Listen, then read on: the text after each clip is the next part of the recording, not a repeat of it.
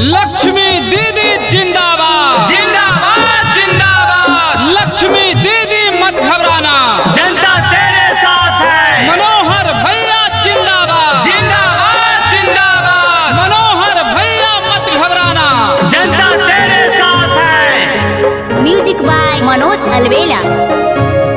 आगे माई हमारो लक्ष्मी दीदी के हई बेल्ट छपनी सनमा जी आज 4 नंबर पर मारी चाची बुथवा पर मोहरा बाजी आज बुथवा पर मोहरा चाची बुथवा पर मोहरा बाजी आज सुनल ही नगाबाद पंचायत में बाड़ी न के नमवा जी आज मुखिया बनई है चाची देख न के धया नवा जी आज।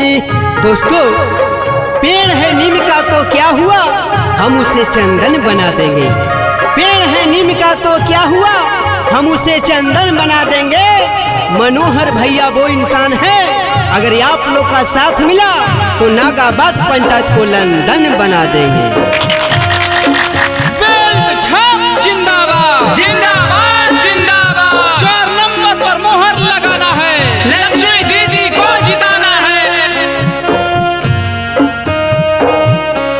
आगे माई इंदराया बास दे तू न बिरादा पे न सनवा जी आज नाली गाली रोड दे तू न दीहा चाची धाया नवा दी आज दीहा चाची धाया नवा जी आज है करथुन सब काम जी आज या बड़ी बनई है चाची मनोहर भैया के मुखिया जी आज बेल्ट छप पर मारी हजा के बुथवा पर मोहरवा दिया जी। दोस्तों न पड़ना है चक्कर में, न पड़ेंगे घन चक्कर में, न पड़ना है चक्कर में, न पड़ेंगे घन चक्कर में। मुखिया तो लक्ष्मी दीदी को ही बनाएंगे क्योंकि कोई नहीं है टक्कर में। 4 नंबर पर मोहर लगाना है, मनोहर भैया को जिताना है।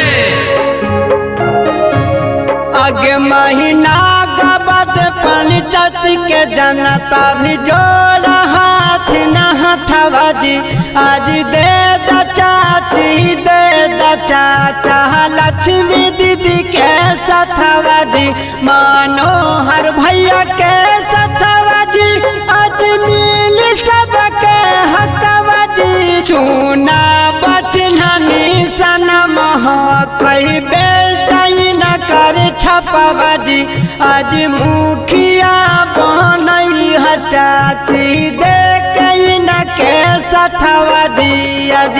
दोस्तों मनोहर भैया और लक्ष्मी दीदी का कहना है कि चौमुखी विकास होगा यही मेरा इरादा है, चौमुखी विकास होगा यही मेरा इरादा है, सबका सपना पूरा होगा यही मेरा वादा है।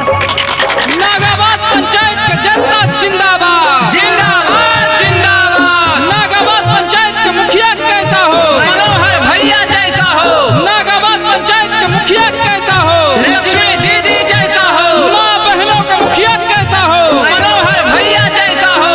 अग माही माँ जादूर किसान सोना छात्र नौजा बन मजी मनोहर भैया के जीतई है चाची है करथुन कालिया नमा जी इहे करथुन कालिया नमा चाची है करथुन साबा कमा जी आज 4 नंबर पर मारी है चाची बुथवा पर मोहरा बाजी आज सुनल ही नागाबाद पंचायत में बाड़ी न के नमवा जी आज बाड़ी न के नमवा जी आज सुंदर न के कमवा जी आज या बड़ी बनई है चाचा लक्ष्मी दीदी के मुखिया जी आज या बड़ी बनई है चाची मनोहर भैया के